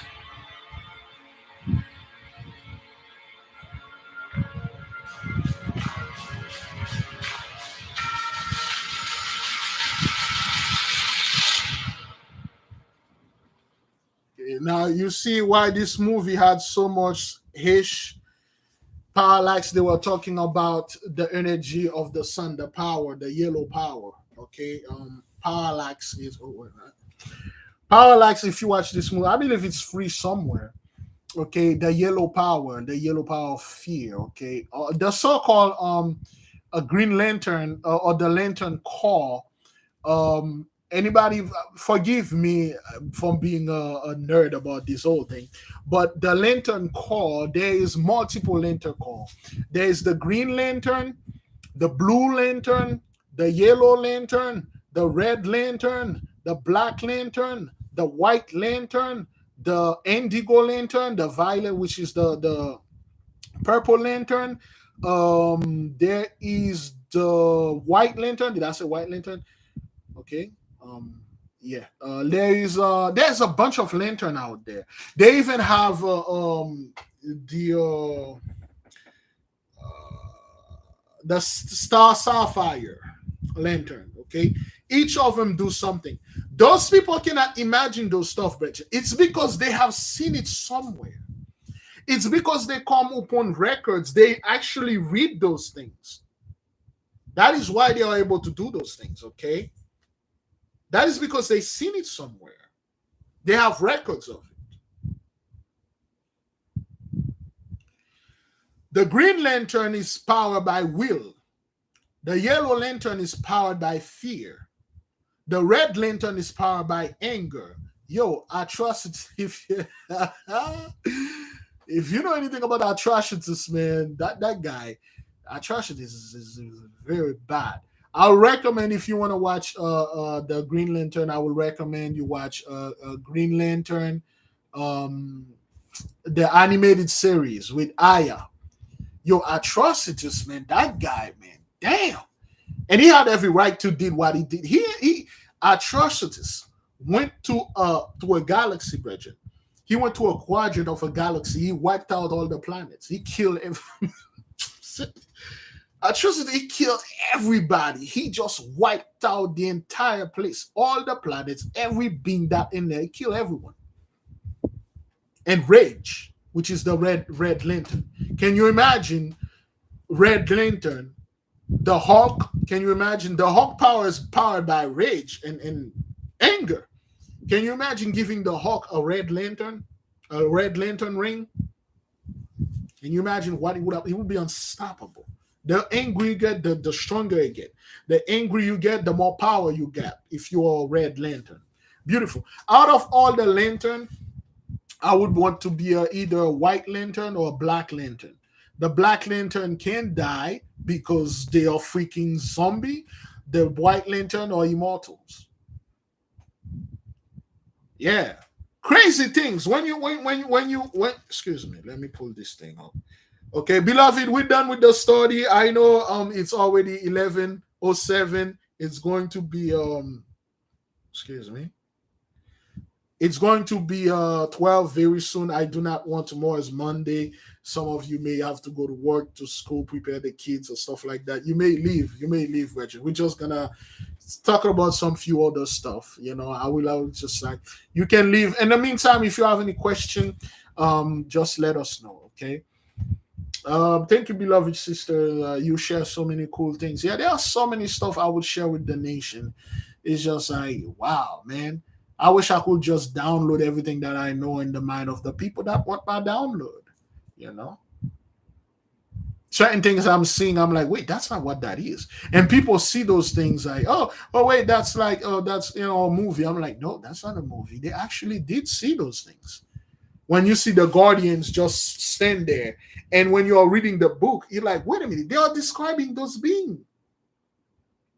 Okay, again, let me show you something, brothers. Okay, your daughter has CV, 6 months pregnant. All right, the nation will keep that in mind. We'll pray. Okay, let me show you something. Green Lantern animated series, Star Sapphires.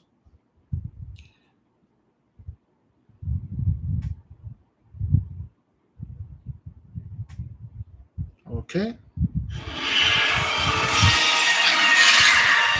I'll shock that thing off this. Whoops, hang on. Let me show you something here.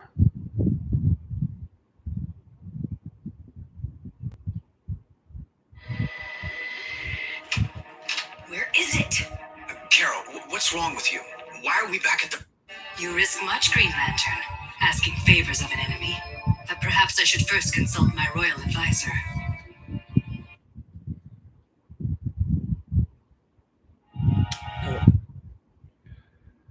Uh,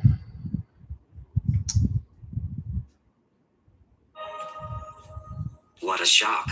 Kilowog's not here either. Worry not. We'll find him. I always... now, listen to this. Watch this. What a shock. Kilowog's not here either. Worry not. We'll find him. I always get what I want. I am the queen.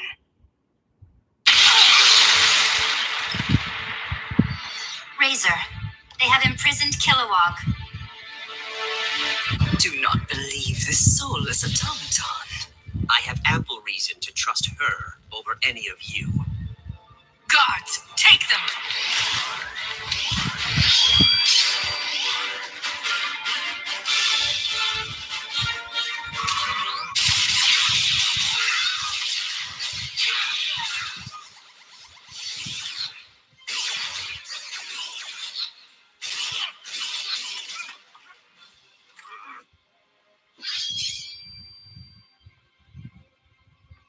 You will surrender, Kilowog, witch.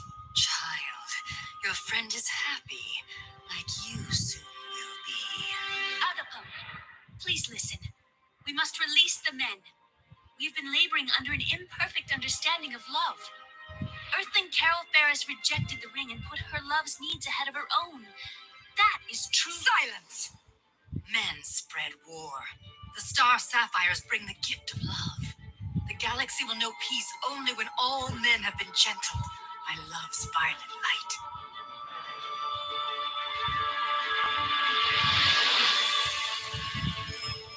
You see what the Nogahide can do? So you did have a true love. You see what the Nogahide can do? One who died, but whose form lives again. In this robot. It's true. You were in my mind. You stole the image of Ilana from my memories. I meant no harm. I simply based my mechanical form on the last imprint I had in my database. Enough talk. This red lantern is dead inside. He has nothing to fuel us. It is a mercy to destroy him.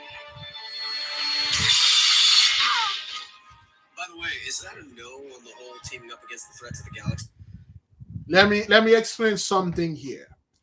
The so-called Starfires or the Pink Lantern, their powers is powered by love. Okay, what those women do, they're all women. This is the Nogahites. That's what they literally copied this from the Nogahite. They from the planet of love. All they do is love. What they do, they go ahead, they get men, they put themselves in danger, and then when the men come save them, and they brought the men to their planet, and then they party, they drink. You see what they were? She would say, "Don't worry, I'm the queen. I always get what I want."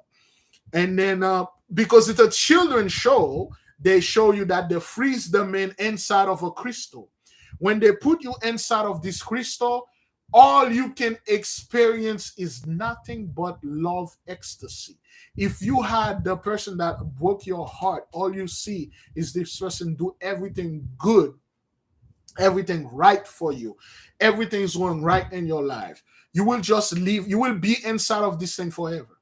They suck up your love, they force you to love them, which all the men had no problem with that. Like, wait, there is a planet loaded with beautiful women that force themselves upon me and give me food and booze and all sort of things and all that. They agree with it. And they have a planet, there's a side of the planet loaded with men that they captured, and they freeze them in place and force those men to love them. This is a depiction of the negative beings of the Nogahites. This is a depiction because they are on a planet of love. And they say, oh, man, until men make so much war, we're going to make them gentles by loving them, force loving them. And Kilowog was also captured. Kilowog, a wife died. His planet explode. Atrocities destroy his planet. Kilowog, wife and children, he was the only sole survivor. And when he went to this planet, they show him, they brought his wife back to him with all his family. He was living in peace. He was like, and everything that he was living was fake, but to him it felt so real. That's the kind of this is the kind of stuff you will meet when you go to the Nogahi sphere. Everything that your mind could possibly imagine as pleasurable, they will put it right in front of you and they will make it real to you. That's what it is. Yeah, Star Sapphire is a Nogahi. That's what it is. That's what they took the power, the Star Sapphire's power from the Nogahi, but it's from the negative part. When you study the Star Sapphires, they force you to love them. They give you a love you can't refuse, which most, if not all men are into these things. They give you a love that will not hurt you. They give you the perfect love until you die. They suck up. They put you in that thing you force forever in there. And you live in a life of forever peace, bliss, ecstasy, dancing, and partying. You never get sick, you stuff. But it's all fake. It's in your mind. Yeah, Star Sapphire are very powerful because their stuff are powered by love. They could pretty much destroy. That's what I told you. The Nogahis, they can destroy pretty much everybody. Okay, their energy, which Noga did though during the Great War. She destroyed Madim and Earth way back. She almost destroyed the whole universe. That crazy woman. She was so in love. The love was so much. She decided, you know what? I love you so much. I'm gonna kill everybody to make this love perfect. Because it seems I didn't love you enough. So there go my final love. Yeah, crystalline cryogenesis. That's the point. When you are watching those things, you're like, you people could not possibly imagine those things. You must have seen it somewhere. Yeah, no guy's crazy, man. Yeah, no guy's crazy. It's one woman you cannot reject her love because you do not have the ability to do so. But if you reject or you use her love that's why she almost destroyed Madim and Earth. Because there was something going on between Madim and Earth. And she realized, she's like, after all that, you know what? I'm going to kill everybody. I'm going to kill you. I'm going to kill Zedek. I'm going to kill Shemesh. And she attacked everyone. She just attacked them. And she's super fast and she's a great warrior. Why? Her father was Madim. And, her father was a Madimite. So, yeah, that woman almost killed everyone, man. She fought everyone. She almost killed Madim and Earth. She realized that there was something going on there, which there was nothing going on. She attacked them. That's like fairy tales, okay? If there were 7 people. One thing about Noga, because, they assume she's a woman, and then they that's like a soldier going to a country, and then this country is populated by a bunch of beautiful women. You just you're a soldier, you just assume they can do anything. You just assume they can fight when in fact they can actually and in fact they are very efficient assassin. The Noga is a very efficient assassin. If you watch, I'm gonna see if anybody can catch my drift here. Anybody familiar with Samurai Champloo? I'm pretty sure Brother Child of the Light is familiar with Samurai Champloo. The best assassin are women. If you want somebody to be assassinated, send a bunch of women to them. Yeah, send a woman. The women will get them drunk. You see the whole houses. Man, this thing was crazy. All the whole house is loaded with assassins. A bunch of people working in there. And then they will put things in your drink. They will assassinate you. They'll do anything because you underestimated them. It is always to overestimate your enemy. Never underestimate anyone, especially if this enemy is very seductive. always overestimated all your enemy. You will rather overestimated everyone. Because, like, no guy was like a woman, then everybody put the arm when they're like, oh, she's all about love and stuff. And they don't know the opposite of love is pure hatred. Somebody opposite of love is pure hatred. They are deadly. They will get you at all costs. Even if they have to destroy the entire world, they will get you. And they will take everybody with them with love. That's what she say. No, guys, I'm going to take all of you with love. If it wasn't for Shabbatai and the sun, she would have destroyed the entire universe.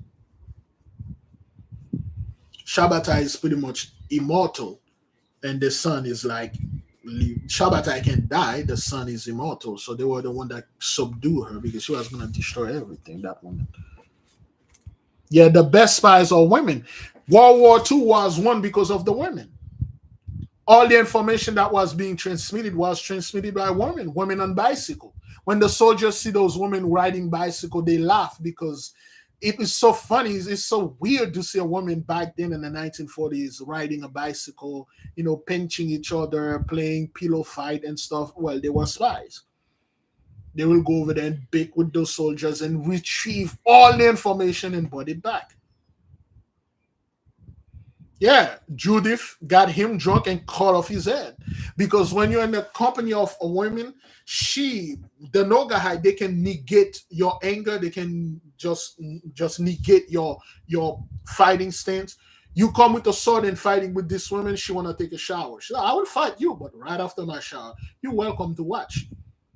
And you like with your sword sitting there, and then you're like, oh, okay, well, just I'll kill you after that then.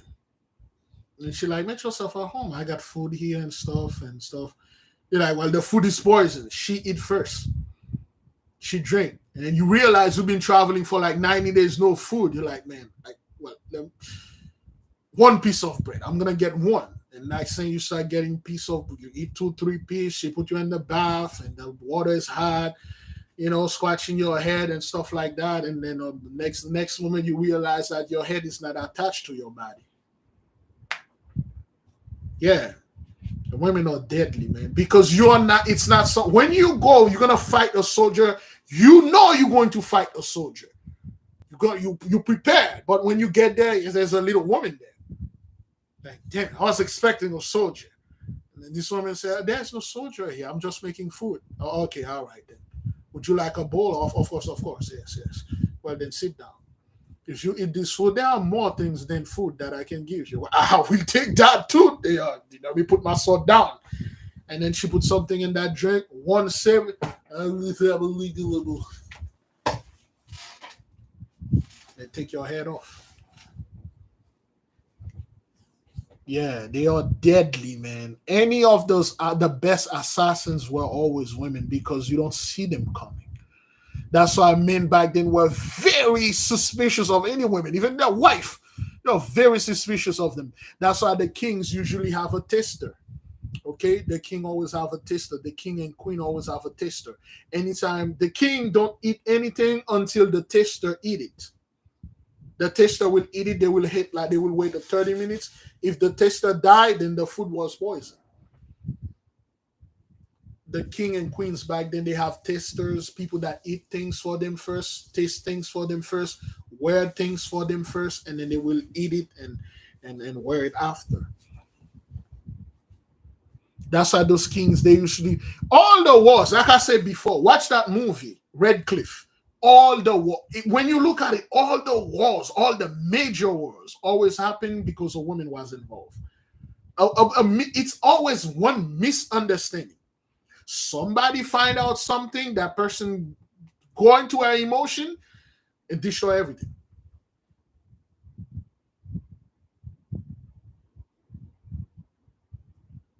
Yeah. Never underestimated none. Especially if the opponent is a woman, overestimate this person. Say, man, that's a woman. I'm not gonna never fought a woman to close contact. You're going to lose. You're going to lose because There is a group of warrior, like a well, let's say well, African warrior, but they weren't, of women that were trained to fight men. They fight you bare breast with very little short skirt with nothing under this, and they use their feet to fight men, and the men couldn't fight them. You got a bunch of soldiers that spent years in the woods killing other men in training, and then they get to upon a village. They see a bunch of women, fitted women, with no top on, short, very little, short to no dress, with stake in their hand, and they fight with their leg, keep raising their leg. Those soldiers could not fight them. That's how they all of them got their head cut off. And you even got other soldiers that came back. They escaped, they came back, they want to fight again. And the women say, if you come here, we'll cut off your head. They said, that's fine by me. But if you don't cut my head, I may have end up with something else. They'll cut off their heads. Because they have this allure, this natural magic in them. Natural magic, you know. Yes, Wing Chun was developed, was invented by a woman. It was very efficient. When men fight, they open all their body because their body is meant to get hit. But when women are fighting, they protect their breasts and everywhere. That's why Wing Chun, the first stance of Wing Chun is to protect your chest. You know, it's a close contact game. Wing Chun use your own forces upon you. All right, beloved, if if there's any more question, it's been 2 hours. We had a great time together. Thank you, beloved. There's so much to share, so much to know, but we are out of time, brethren. I will leave you in peace. I will give you much love. Tomorrow we will take Zedek and Madim. To the Madimite, please don't be mad. They don't put anything for you because your stuff are way too dangerous. They already give you a warning. Like you go to Madim and do Hish and stuff. It's way too dangerous. Okay, all right. Shalom, brethren. I'll say fast, pray, repent, repeat. May the King reign forever.